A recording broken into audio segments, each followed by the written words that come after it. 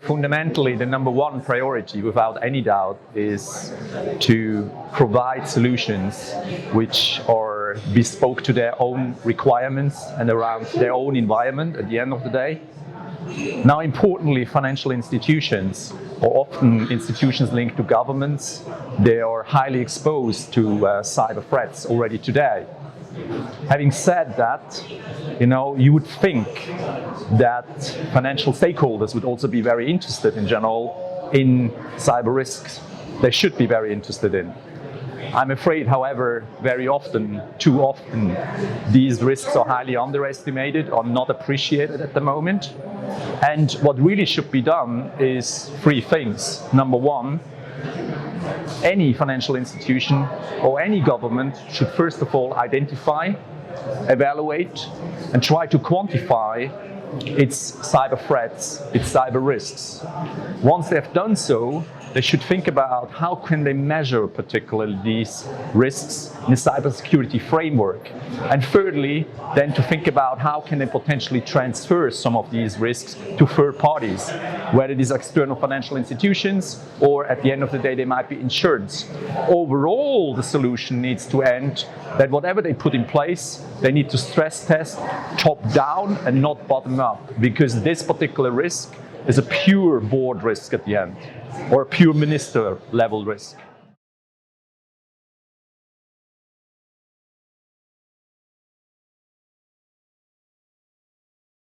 I want to talk about new cyber crimes overall, right?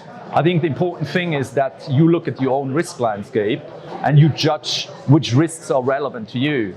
Now, fact is, we have spoken about distributed denial of service attacks, ransomware attacks in the past. What has changed, however, is really the frequency and the potential severity of this kind of risk classes at the moment. Now, let me give you an example. Over the last 10 years, what we did around the world on a global basis, we added around approximately 2 billion new users of the internet. If you add 2 billion of new users in the internet, what you do is you provide more digital access. But through digital access, you provide digital inclusion. And through digital inclusion, you get financial inclusion. And through financial inclusion, you get social inclusion. If you close this particular triangle at the end, this leads into certain parties who have an interest.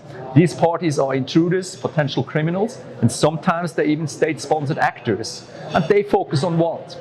They focus today on data, they focus on revenues, they focus on just simply creating havoc and creating chaos. And that has changed. The risk in itself hasn't massively changed, it's just the way people are going to be attacked today.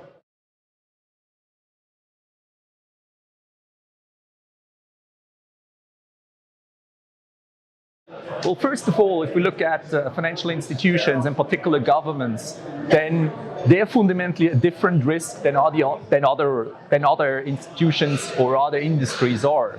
The first thing they should do is they should try to get a better understanding of the cyberspace.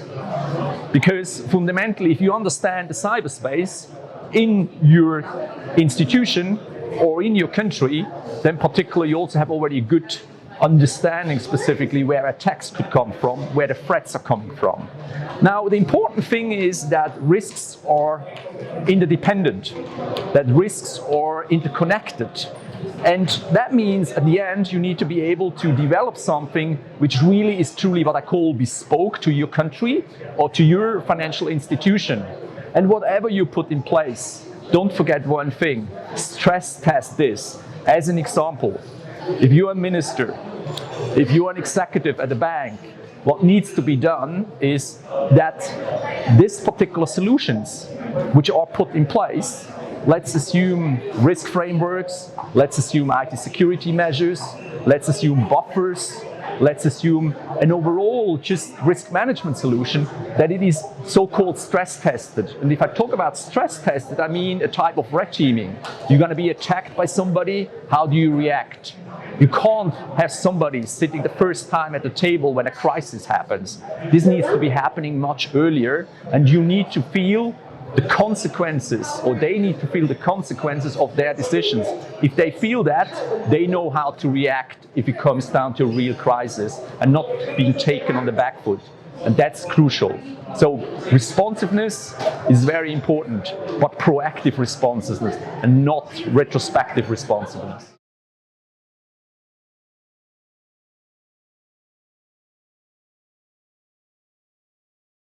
Well, first of all, this is a very important question. The reason behind this is fundamentally, if we can't close the triangle between citizens, private sector and public sector when it comes down to cyber risk, then we can't close the triangle which I call trust. And it's all about trust. So trust means about what about data? How do we capture data? How do we protect data? How do we use data at the end of the day? That's fundamental. How should we do that? Proactively, number one, joint education. Joint education, joint appreciation, and most important, joint respect. Overall, this means providing solutions together, not just short-term, mid-term, and long-term, because nobody is big enough to solve this problem by itself. It requires that triangle. If we have that triangle in place, we have trust, and we can solve problems which are out there. And these problems need to be solved by best practice. Sometimes the best practice comes from the private sector, sometimes it comes from the government sector. We shouldn't be too proud about who has the better solution. It's about working for a nation, it's about working for an institution together and solve the problem.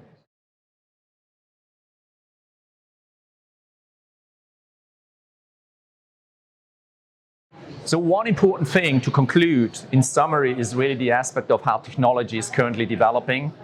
And if we look into the way of technologies, we shouldn't underestimate actually the aspects of crypto technologies and how these are developing. Whether it's artificial intelligence, whether it's machine learning, or whether it's simply developments as far as technology is concerned, the way we use data today.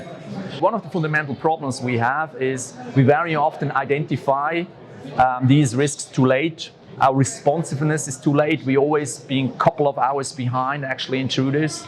This could well change with some of the crypto technology aspects, such as artificial intelligence.